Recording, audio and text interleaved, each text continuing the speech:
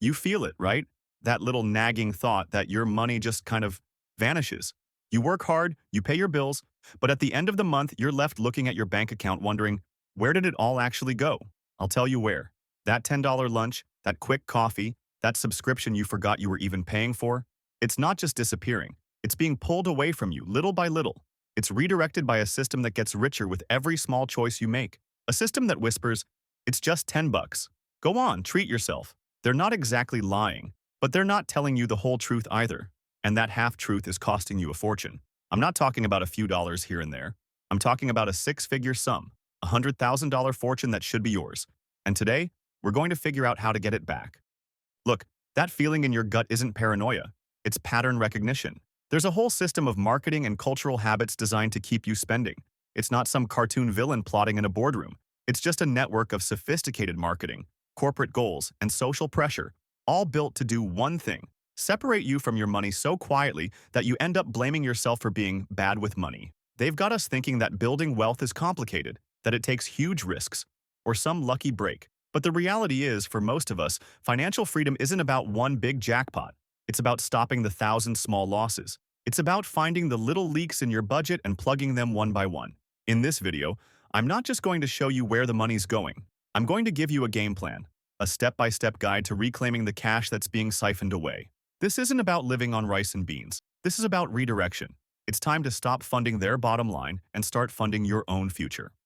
First, you have to understand the real problem. It isn't a person, it's an idea. It's the culture of casual spending, that constant, expertly crafted message that happiness is just one small purchase away. Tough day? You deserve this. It's on sale. You're basically making money. This is the big misconception. The whole thing is built on millions of us thinking, it's just $10. Marketers know you'll guard a $1,000 purchase with your life, but you'll let $10 purchases walk out the door all day without a second thought. They've made it incredibly convenient, and it plays right into our brain's desire for a quick win.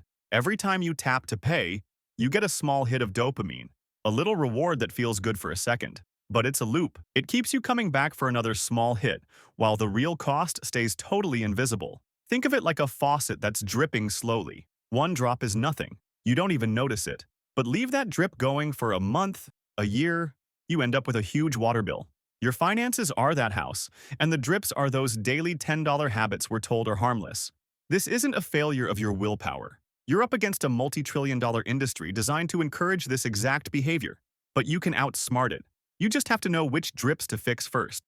Let's start with the most obvious one: the daily coffee, the afternoon energy drink, the pastry you grab because you're in a rush. That combo that feels like a non-negotiable part of your day. Now, I'm not going to tell you to just quit coffee, but let's look at the cost. I'm a coffee snob myself, and for a while, I was getting a $6 coffee every workday at Starbucks. It didn't feel like much daily, but I did the math, and it was costing me around $120 a month. Now, I get my coffee almost exclusively from the McDonald's 99-cent deal.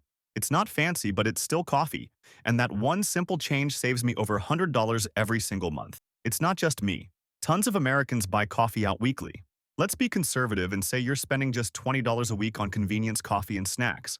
That's about $1,000 a year. You might just write that off, but you're not seeing the real price.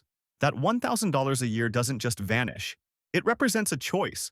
It's $1,000 you could have put to work. If you had invested that same $1,000 every year into a simple index fund averaging a 7% annual return, in 30 years, it would be worth over $94,000. Let that sink in. Your daily habit over time is worth a six-figure sum. They aren't selling you coffee, they're buying your future financial freedom one cup at a time. So, here's the fix.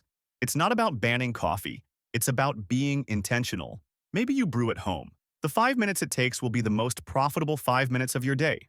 Or maybe you find a cheaper alternative like I did.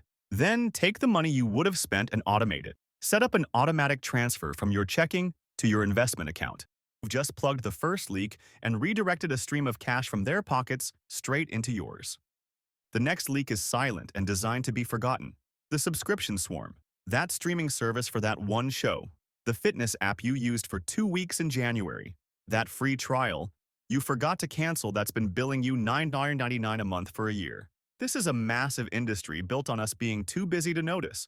We've all seen the reports saying people waste hundreds a year on subscriptions they don't even use. Let's be conservative and say you're leaking just $20 a month on stuff you don't truly use. That's $240 a year. What's the big deal? Less than $1 a day. Who cares, right? You should, because that $20 a month, invested every month at that same 7% return over 30 years, grows to over $24,000. That's a reliable used car, a down payment on a small property, a year of travel, all eaten up by a few forgotten charges on your bank account. They make it incredibly easy to sign up and intentionally annoying to cancel, banking on you just giving up. It's a tax on not paying attention. Here's how you fight back. Do a subscription sweep today. Open your bank and credit card statements for the last 3 months.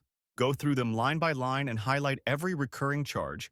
Now, ask a ruthless question for each one. If I wasn't already paying for this, would I sign up for it today? If the answer is no, cancel it.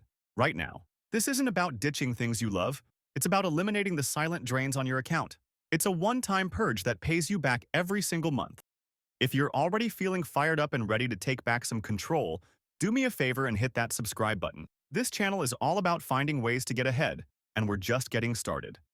Okay, his final leak is maybe the most shocking, because it involves literally throwing cash in the garbage.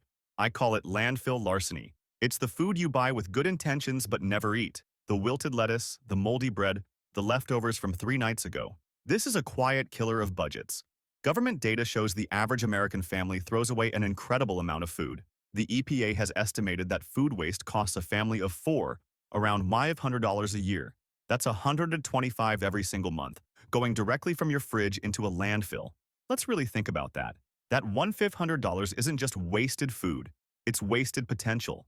A fortune you're giving up. If you were to invest that $1,500 every year, the money saved by simply eating what you bought, at a 7% return for 30 years, it would grow to over $141,000. Read that again. $141,000. You could be throwing away the down payment on a house, all because of a lack of planning. When you throw out food, you're wasting the money, time, and energy it took to get it. You're playing into a system of waste that benefits the big grocery chains that are constantly encouraging you to buy more than you need. The solution here is simple, almost boring, but powerful. Planning. Before you go to the store, shop your own fridge first. See what you already have. Then, make a list for only what you need, and do your best to stick to it. Plan your meals for the week. It sounds tedious. But you know what isn't tedious? An extra $141,000 in your investment account. Embrace the boring habits, because those are the ones that actually build wealth. This isn't a chore, it's a financial strategy. It's you, consciously choosing to turn waste into wealth. So let's recap. You've got the daily coffee toll, the subscription swarm, and the landfill larceny. The numbers I used were pretty conservative. For many of you, the total is far greater than $100,000. It could be $250,000 or more. The point of this isn't to make you feel guilty. It's to make you aware, to help you realize that a lot of financial strain isn't some personal failure.